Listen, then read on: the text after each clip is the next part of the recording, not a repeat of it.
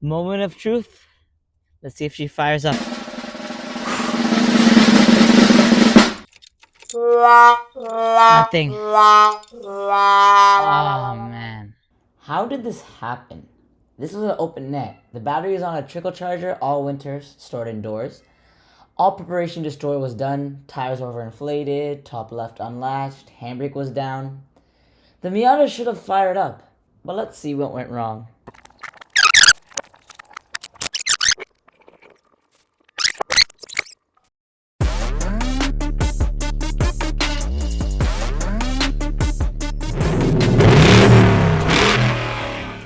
Hey guys, welcome back to another episode of Tarmac Team.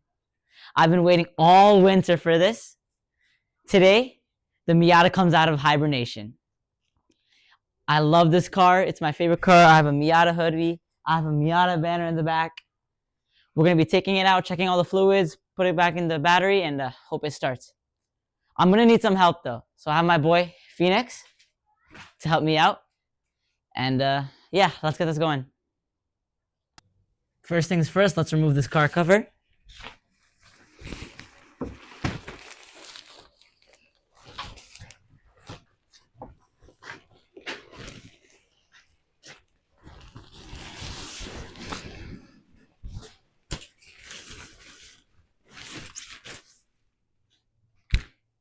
Put the handbrake up before you remove the wheel chocks.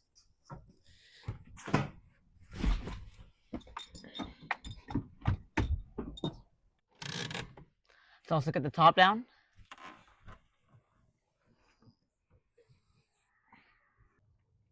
Let's remove the tinfoil from the exhaust. We put this so no rats could get in. And let's also remove the wheel chocks.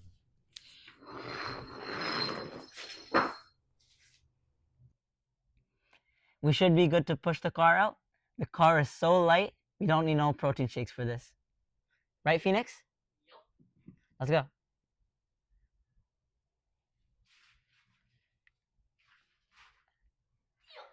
Come on, man. Maybe we do need protein shakes for this. Push, bro.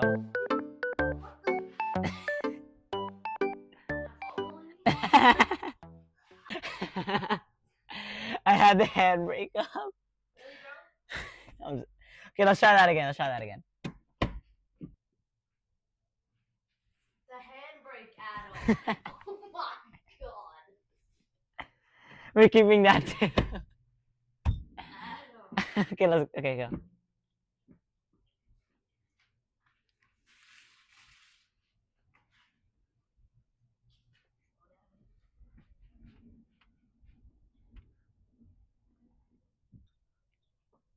There's a couple of things you have to do first. Put the battery back in.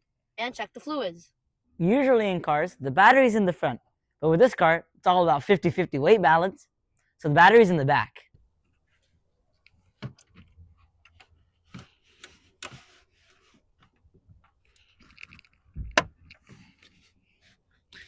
Now that we have the positive terminal in, I'm going to put the negative terminal in.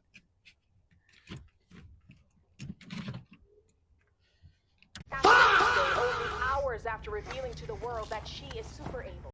And this, guys, is where it all went wrong. I should have paid more attention to the battery instead of recording. I did connect the positive terminal first before the negative like I was supposed to, but I had the battery placed reverse and connected the positive from the car to the negative terminal on the battery, and then the negative from the car to the positive terminal on the battery. And something blew. Best case, I've only blown a fuse or two, and worst case, I fried the electronics. My car's terminal wires were not labeled for positive or negative. I'll be labeling them so I don't do this again. Be careful of putting your battery back in, guys. Not knowing about the screw up, Phoenix goes about checking the fluids, thinking we're gonna get a ride in this thing today. Little does he know. Now let's check the brake fluid. Looks full to me.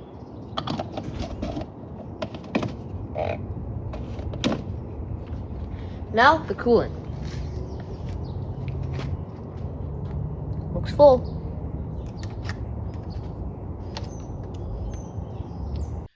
Moment of truth. Let's see if she fires up.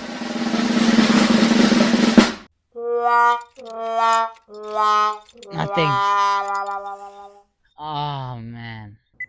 So we got lucky, thank God. I didn't fry all the electronics, but I did blow a couple of fuses, including the main fuse. And it looks like the stereo system, ABS, and a couple of other fuses are gone. You know what? Maybe I'll make a tutorial on replacing the main fuse, so it's not all bad. We replaced the main fuse and the car fired up, and of course we put the battery in correctly this time. Won't be making that mistake again. Ah!